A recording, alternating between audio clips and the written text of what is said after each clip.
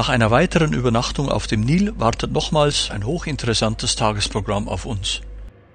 Von Luxor aus fahren wir nordwärts durch die vom Wasser des Nils profitierenden, ausgedehnten landwirtschaftlichen Nutzflächen. Nach einer guten Stunde Busfahrt erreichen wir schließlich Dendera mit seinem gut erhaltenen Hathor-Tempel. Die Rückfahrt verläuft auf der anderen Seite des Nils größtenteils durch trockene Wüstenlandschaften. In Luxor erwartet uns schließlich noch eine zünftige Kutschfahrt durch die Altstadt.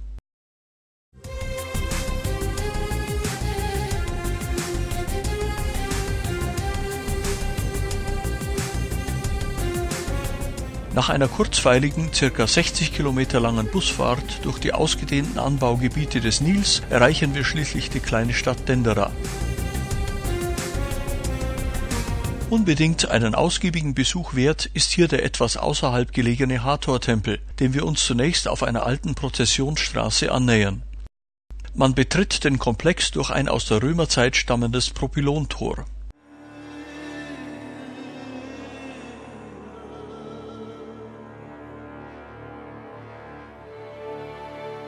Auch dieser Tempel stellt ein beliebtes Ausflugsziel für ägyptische Schulkinder dar, die von den Betreuern nur mit etwas Mühe fotogen postiert werden können.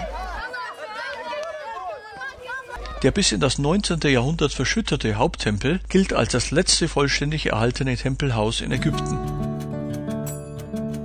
Die 24 Säulen mit Abbildungen der als Göttin des Kosmos verehrten Hathor sind das Wahrzeichen des Tempels.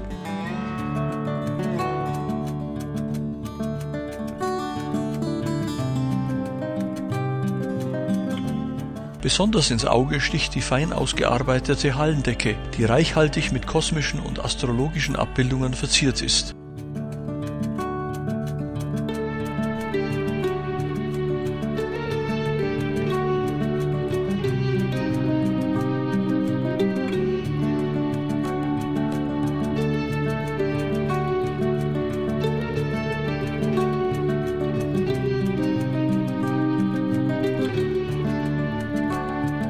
Nun geht es durch dunkle Korridore in das Innere des Tempels.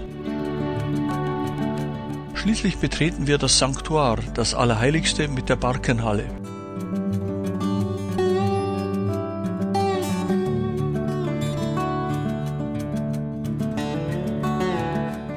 Die bedeutende Reliefplatte Tierkreis von Dendera in der östlichen Kapelle befindet sich heute nur noch in Form eines Gipsabdrucks als Ersatz für das im Louvre befindliche Original an Ort und Stelle.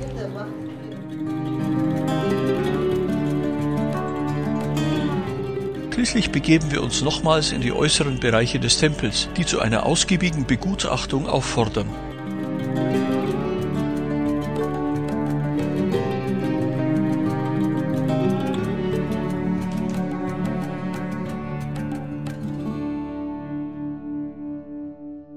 Die ägyptischen Schulmädchen pflegen inzwischen intensiven Kontakt zu einem etwa gleichaltrigen Mitglied unserer Reisegruppe.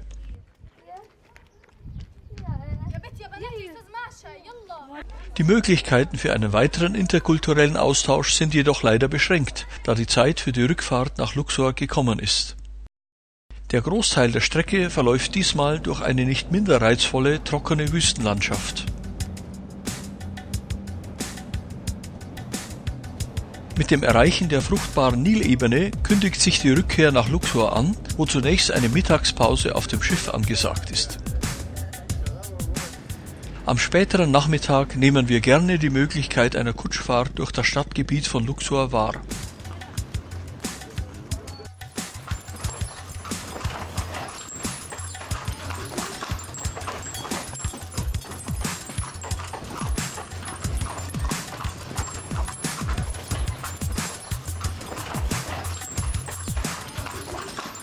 Nun fahren wir in die engen Straßen der Altstadt ein, wo sich uns authentisches ägyptisches Leben links und rechts der Straße präsentiert.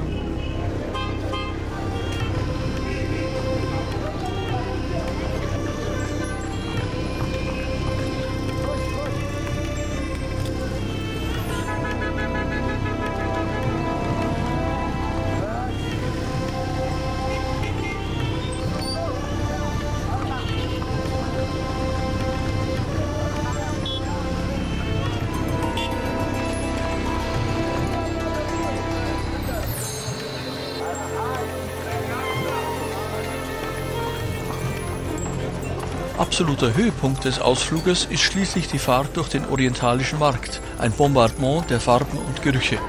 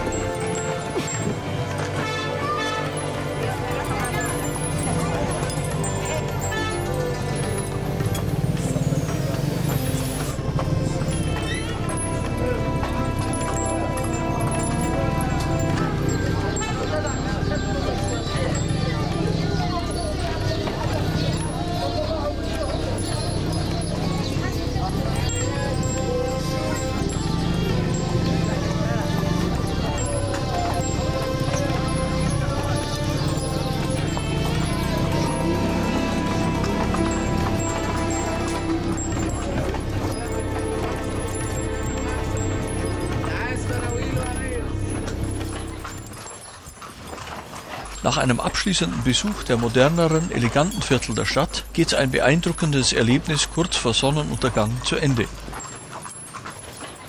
Noch bleibt jedoch etwas Zeit für eine Besichtigung eines der renommiertesten Hotels der Stadt, des Winter Palace.